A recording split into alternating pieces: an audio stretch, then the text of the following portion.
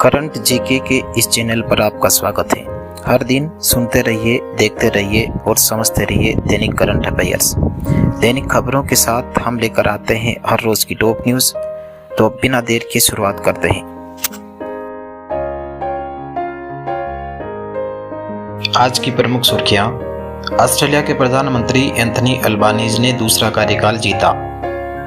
FAO ने पारिस्थितिकी तंत्र की बहाली को बढ़ावा देने के लिए AIM फॉर नेचर पहल शुरू की। कर्नाटक में लकुंडी स्मारकों को यूनेस्को की संभावित सूची में शामिल करने का प्रस्ताव। मध्य प्रदेश ने भारत की पहली AI संचालित रियल टाइम फॉरेस्ट अलर्ट प्रणाली शुरू की। प्रधानमंत्री एंथनी अल्बानीज ने लगातार दूसरी बार 3 साल का कार्यकाल हासिल किया, जो 21 वर्ष में पहली ऐसी जीत है। विपक्षी नेता पीटर डटन ने लिबरल्स के खराब प्रदर्शन को स्वीकार करते हुए हार स्वीकार की और अपनी क्वींसलैंड सीट खो दी। अल्बानीज की जीत अमेरिकी शैली की राजनीति और डटन की ट्रंप जैसी बयानबाजी के खिलाफ विरोध दर्शाती है। कर्नाटक के लकुंडी स्मारक को यूनेस्को की अंतरिम सूची में शामिल करने का प्रस्ताव। कल्याण चालुक्य काल के कर्नाटक के लकुंडी स्मारकों को यूनेस्को की विश्व धरोहर सूची में शामिल करने का प्रस्ताव है। प्रमुख संरचनाओं में काशी विश्वेश्वर और मणिकेश्वर मंदिर शामिल है, जिनमें मंदिर परिसरों के अभिन्न अंग के रूप में बावड़ियां हैं। प्रस्ताव में वास्तुकला के महत्व पर प्रकाश डाला गया है, जिसमें नागर, द्रविड़ और भूमिजा शैलियों को वेसर शैली में शामिल किया गया है। FAO ने पारिस्थितिकी तंत्र की बहाली को बढ़ावा देने के लिए AIM फॉर नेचर पहल शुरू की। यूनाइटेड किंगडम से 7 मिलियन पाउंड की सहायता प्राप्त कर FAO ने वैश्विक पारिस्थितिकी तंत्र की निगरानी के लिए AIM फॉर नेचर की शुरुआत की है। इस पहल का उद्देश्य 2030 तक 30% क्षीण पारिस्थितिकी तंत्रों को बहाल करने की प्रगति की रिपोर्ट करने में देशों का समर्थन करना है। महाराष्ट्र जहाजों के लिए समर्पित नीति पेश करने वाला पहला राज्य बन गया।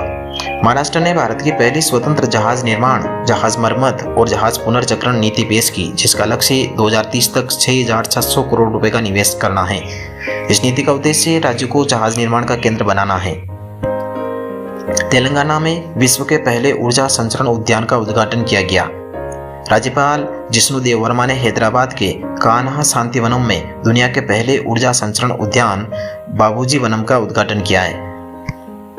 सुभाषिस बोस को वर्ष का सर्वश्रेष्ठ पुरुष खिलाड़ी चुना गया। AIFF अवार्ड्स 2025 में सुभाषिस बोस को वर्ष का सर्वश्रेष्ठ पुरुष खिलाड़ी चुना गया, जबकि सौम्या गुगलोत को वर्ष की सर्वश्रेष्ठ महिला खिलाड़ी चुना गया।